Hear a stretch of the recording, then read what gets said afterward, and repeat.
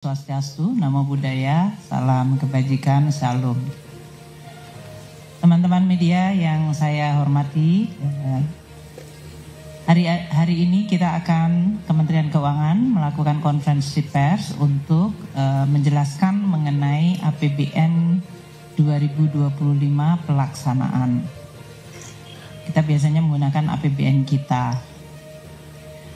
Kami menjelaskan APBN kita ini di dalam konteks postur dari APBN 2025 yang sudah waktu itu ditetapkan oleh DPR dan pelaksanaannya di tahun 2025 untuk 2 bulan pertama Januari dan Februari.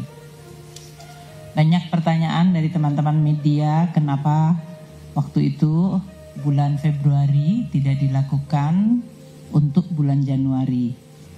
Mungkin untuk menjelaskan beberapa hal yang memang terkait pelaksanaan APBN di awal tahun, yang kita melihat datanya masih sangat belum stabil karena berbagai faktor. Nanti dari teman-teman baik dari sisi belanja, Pak Wamenswa akan menjelaskan perkembangan dari belanja dan pelaksanaan dari Impres 1 tahun 2025. Kemudian juga dari pendapatan, nanti Pak Anggito juga bisa menjelaskan mengenai beberapa hal yang menyangkut perkembangan pendapatan negara. Dan juga dari sisi pembiayaan, Pak Tommy nanti menjelaskan mengenai berbagai hal yang terjadi di below the line. Ini semuanya kemudian kita pertimbangkan untuk kita menunggu sampai data cukup stabil sehingga kami bisa memberikan suatu laporan mengenai pelaksanaan APBN kita 2025 dengan dasar yang jauh lebih bisa stabil dan diperbandingkan, mungkin kalau istilahnya mangga dengan mangga bandingnya, sehingga tidak terjadi kemungkinan terjadinya salah interpretasi. Jadi dengan kata pengantar itu saya akan memulai ya untuk menjelaskan APBN kita 2025.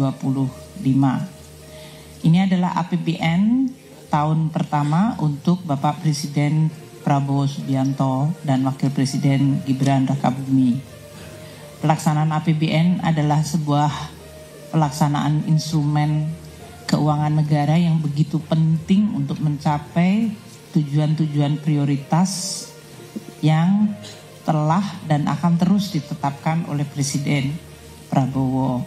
Dan oleh karena itu, tema mengenai agility atau kelincahan, kemampuan untuk fleksibel namun tetap menjaga kehati-hatian dan sustainabilitas dari APBN itu menjadi sangat penting.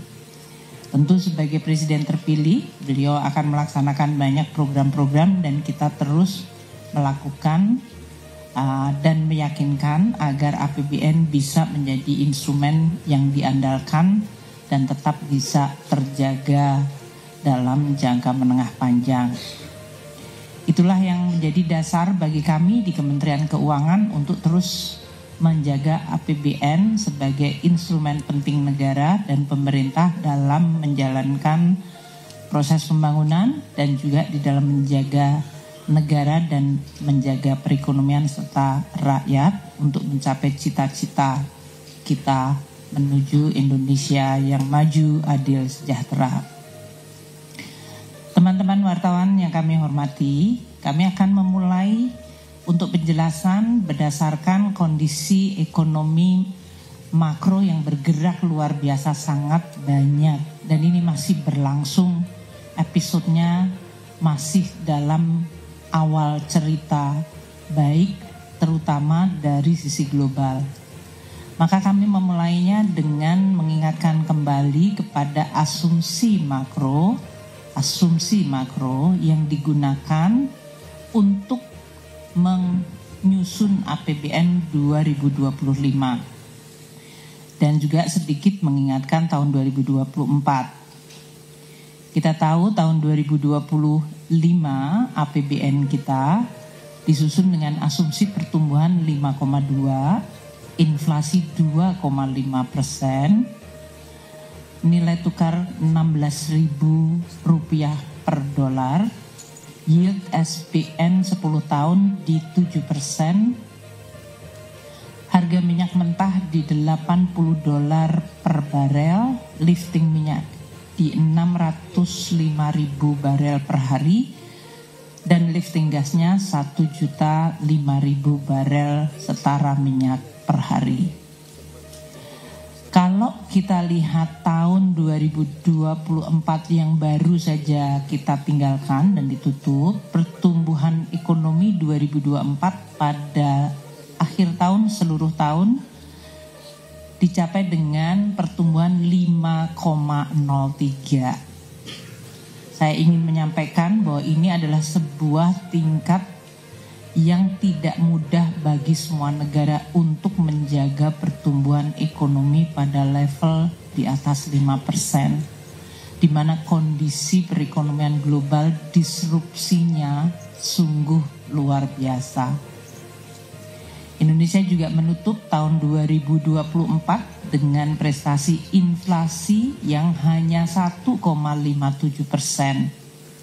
Ini juga di bawah asumsi tahun 2024 dan ini juga hasil kerja nyata dari pemerintah, terutama untuk terus menjaga harga-harga yang bisa berkontribusi terhadap inflasi, termasuk tim pengendali inflasi terutama yang dikoordinasikan di daerah-daerah oleh Kementerian Dalam Negeri, Pak Menteri Dalam Negeri. Nilai tukar rupiah tahun 2024 akhir periode itu sudah di 16.162. Meskipun untuk year to date-nya di tahun lalu adalah sebesar 15.847 rupiah. Kita melihat dari mulai Januari dan terutama semenjak Presiden Trump dilantik awal Januari hingga sekarang, begitu banyak kebijakan executive order Presiden Trump yang terus-menerus menimbulkan gejolak. Sehingga gejolak ini dirasakan seluruh dunia dan ini terefleksikan pada kurs rupiah yang nanti kita akan jelaskan. Untuk sampai dengan akhir Februari kita end of period 16.340 rupiah per dolar, year to date-nya di 16.309 rupiah per dolar. Tadi untuk inflasi year on year kita sedikit mengalami deflasi 0,09 dan untuk month to month-nya juga mengalami deflasi 0,48%. Yield surat berharga negara sama seperti yang terjadi dengan disrupsi akibat berbagai kebijakan yang dikeluarkan oleh Presiden Trump 2.0 dan interaksi reaksi dari negara-negara blok besar, entah itu Kanada, Eropa, RRT, Meksiko bahkan juga telah menimbulkan suatu dinamika atau gejolak volatilitas di nilai tukar dan yield di semua negara. Indonesia alhamdulillah kalau kita lihat pada tahun 2024 kita bisa menjaga yield year to date-nya di 6,8% untuk SBN 10 tahun local currency dan end of period-nya di 7%.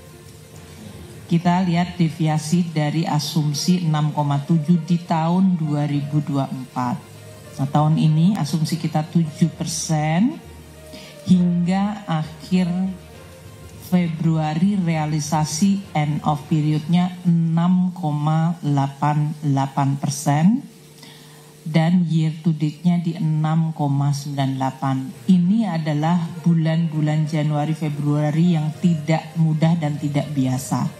Seperti tadi saya sampaikan, shock yang terjadi secara berturut-turut dari executive order yang muncul dari Presiden Trump dan kemudian memunculkan retaliasi atau respons. Sedangkan harga minyak kita lihat dengan adanya disrupsi yang begitu besar di level global, dan kecenderungan melemahnya ekonomi negara maju, harga minyak juga mengalami perlemahan. Akhir tahun 2024 di 71,6 dolar per barel, year to date-nya di tahun lalu mencapai 78,1. Nah, untuk 2025 ini, end of period-nya harga minyak di 74,3, year to date 75,6 dolar per barel. Ini adalah harga yang kalau kita lihat dibandingkan asumsi APBN yang kebetulan untuk 2024 dan 2025 menggunakan asumsi harga minyak yang sama, yaitu 82 dolar per barel. Ini lebih rendah. Tentu akan mempengaruhi nanti beberapa bagian dari APBN kita, entah untuk belanja dan juga dari penerimaan kita, baik penerimaan pajak maupun penerimaan negara bukan pajak. Deviasi yang cukup besar dari asumsi tentu akan kita perhitungkan. Lifting minyak kita tahun lalu tercapai 579,7 ribu barel per hari, lebih rendah dari asumsi APBN yang 635 ribu barel per hari. Kalau kita lihat di sini, APBN 2025 sudah menurunkan asumsi lifting minyak dari 635 ke 605 ribu. Namun hingga sampai Februari ini realisasi dari lifting minyak baru mencapai 551,7 ribu barel per hari.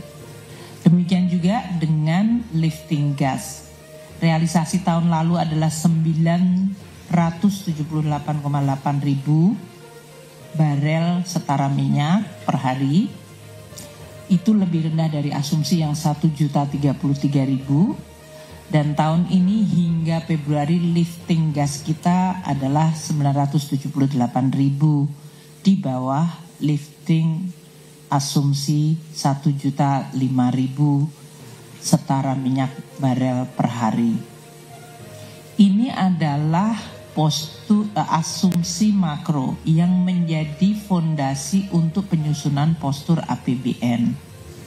Dan kami akan terus memonitor, memitigasi berbagai dinamika yang terjadi apabila menimbulkan risiko yang berpengaruh kepada APBN maupun terutama kepada masyarakat dan perekonomian. Dengan kondisi asumsi akhir tahun 2024 dibandingkan dengan realisasi dan perkembangan yang terjadi dalam 2 bulan ini, maka kita lihat postur APBN 2025 hingga tahun 2025 akhir Februari. Sebagai perbandingan, saya menggunakan APBN awal, yaitu Undang-Undang Nomor 62 Tahun 2024. APBN selalu ditetapkan menjadi atau dalam bentuk undang-undang, karena ini adalah sebuah proses politik dan legislasi antara eksekutif dengan legislatif yaitu DPR.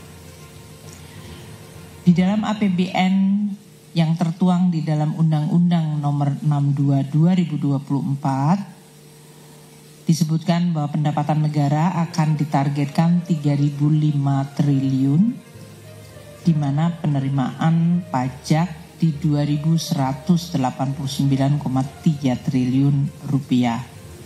Bea dan cukai menyumbangkan 301,6 dan PNBP di 513,6 sebagai target untuk tahun 2025 ini.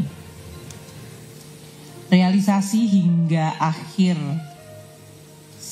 Februari untuk pendapatan negara adalah 316,9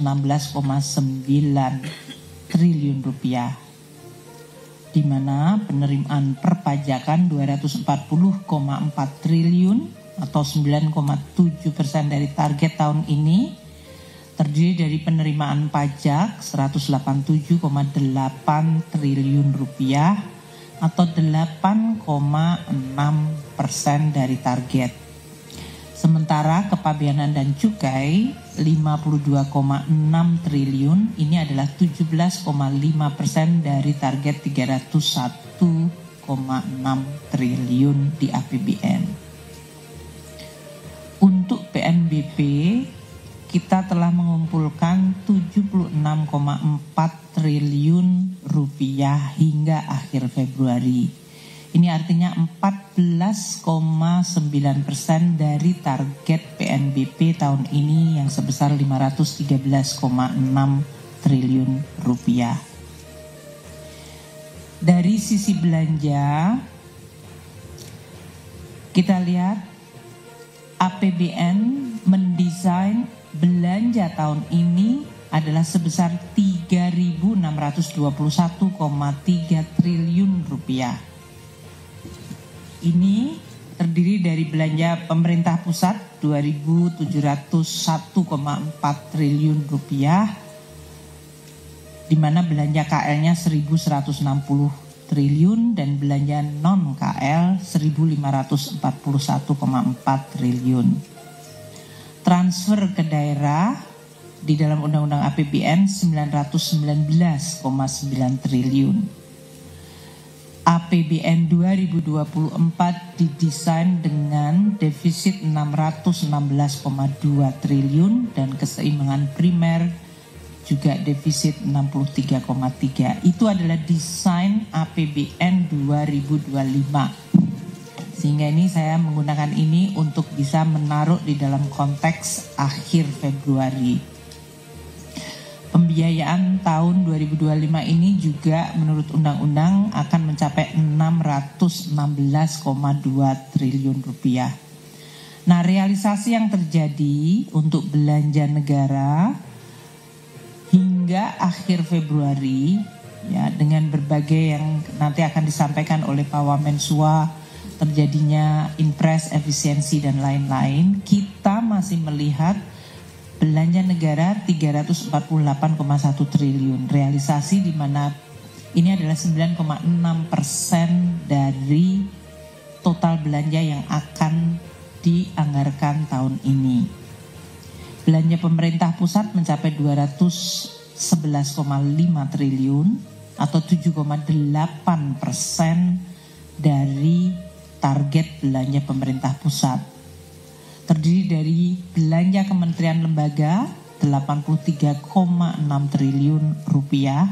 Ini juga sekitar 7,2% dari total belanja tahun ini untuk kementerian lembaga, dan belanja non-KL mencapai 127,9 triliun atau 8,3% dari total belanja non-KL. Untuk transfer terlihat lebih maju, yaitu kita telah mentransfer ke daerah sampai akhir Februari mencapai 136,6 triliun. Dari persentase ini lebih tinggi dari bahkan kecepatan belanja pemerintah pusat, yaitu 14,9% dari total transfer tahun ini sebesar 919 triliun. Untuk posisi 2025 akhir Februari, keseimbangan primer dalam posisi surplus 48,1 triliun. Di dalam APBN undang-undang nantinya kalau itu terlaksana semua adalah 63,3 defisit, jadi masih positif. Sedangkan dari total keseimbangan terjadi defisit 31,2 triliun rupiah untuk posisi akhir Februari, atau ini sebesar 0,13 dari PDB. Saya ingatkan kembali kolom sebelahnya, APBN didesain dengan defisit 616,2 triliun. Jadi ini defisit 0,13%, tentu masih di dalam target desain APBN sebesar 2,53% dari PDB, yaitu 616,2 triliun rupiah. Sampai dengan akhir Februari, pembiayaan anggaran tercapai 220,1 triliun rupiah. Ini artinya 2 bulan pertama kita telah merealisir pembiayaan cukup besar, 35,7%. Implisit ini berarti ada perencanaan dari pembiayaan yang cukup front loading, artinya issuance-nya di awal cukup besar. Nanti Pak Tommy menjelaskan. Saya akan memulai dengan kondisi ekonomi sebelum nanti akan diteruskan oleh para wamen untuk pendapatan belanja dan pembiayaan. Seperti saya sampaikan tadi, dunia mengalami perubahan yang sangat besar, sangat signifikan. Kalau kita sebutkan the new economic order, yaitu sebuah order ekonomi global yang tidak lagi mengikuti pakem selama hampir 50 tahun ke belakang atau lebih bahkan. Di mana di dalam era 60 atau 50 tahun ke belakang, globalisasi dan global rule base itu menjadi sandaran atau menjadi fondasi kita berinteraksi dan berrelasi berhubungan antar negara. Ini karena sesudah Perang Dunia Kedua, masa-masa di mana kemudian semua negara bersepakat, yuk kita bikin sebuah global order yang berdasarkan sebuah rule base. Itu dari mulai United Nations, kemudian memunculkan WTO, IMF World Bank, dan kemudian berbagai kesepakatan antar negara dari sisi perdagangan investasi. Yang semuanya tujuannya adalah agar hubungan antar negara berdasarkan suatu aturan dan kepastian, tidak didasarkan pada aksi sepihak. Oleh karena itu muncullah kemudian lembaga-lembaga multilateral yang tujuannya untuk mempromot atau menjaga, mempromosikan dan menjaga hubungan antar negara yang berdasarkan rule atau aturan yang disepakati. Semenjak munculnya sekarang ini Presiden Trump di versi yang kedua 2.0, unilateralism atau aksi sepihak dari satu negara yang kebetulan merupakan negara terbesar dan terkuat di dunia menjadi dominan. Ini menjadi the rule of the game. Jadi yang tadinya rule based multilateral sekarang adalah tergantung dari unilateral dari negara, dan kalau negara ini karena kuat dan dominan, dia bisa mengatur aturan sesuai dengan kehendak dan kepentingan dari negara tersebut. Kebetulan ini adalah negara terbesar, Amerika Serikat, yang selama ini Amerika adalah promotor dan pendukung dari berbagai multilateralism. Sekarang Amerika meninggalkan multilateralism menjadi unilateral approach. Pertemuan G20 yang terakhir di Afrika Selatan di antara menteri-menteri keuangan yang dihadiri oleh Pak Wamen Tommy, nanti mungkin juga bisa dijelaskan, menggambarkan situasi tersebut. Ketidakhadiran banyak negara, kebetulan menteri-menterinya, karena kita sedang cukup banyak perhatian di dalam negeri, namun berbagai negara banyak yang bahkan tidak menghadiri G20. Bandingkan dengan suasana waktu kita menjadi presidensi G20, bahkan terjadinya perang Ukraina, kita tetap mampu menghadirkan seluruh anggota G20 bahkan pada level head of state. So perubahan begitu besar dari tahun 2000 berapa itu? 2022 ke sini gitu ya. Suatu perubahan hanya dalam waktu kurun 3 tahun telah mengubah sebuah orde dunia. Ini tentu memberikan implikasi sangat besar, sangat fundamental. Dan oleh karena itu Presiden Prabowo selalu mengingatkan kita harus menyiapkan diri, menguatkan diri. Karena dunia memang tidak dalam situasi yang biasanya kita kenal, menjadi sangat unilateralis dan harus mampu kita jaga kedaulatan dan kepentingan Indonesia. Muncul blok-blok baru di luar yang biasanya tradisional. Kita lihat Amerika Serikat yang tadi saya sorot ya, bagaimana Amerika yang selama ini menjadi promotor untuk North American Free Trade Agreement, kesepakatan 3 negara, Kanada, Amerika, Meksiko, untuk sama-sama membuat NAFTA sehingga hubungan trade dan investment itu bisa berjalan hampir tanpa halangan. Di dalam era Presiden Trump yang kedua ini dilakukan seluruhnya menjadi totally tidak berlaku. Secara unilateral, sepihak, Amerika kemudian menyampaikan mengimpos tarif. Kalau NAFTA itu namanya free trade, itu biasanya tarif mendekati 0 atau bahkan 0%. Yang terjadi sekarang, tiba-tiba Trump menerapkan kepada negara tetangganya yang sebetulnya selama ini bergabung dalam sebuah blok free trade, yaitu North Africa Free Trade Agreement NAFTA.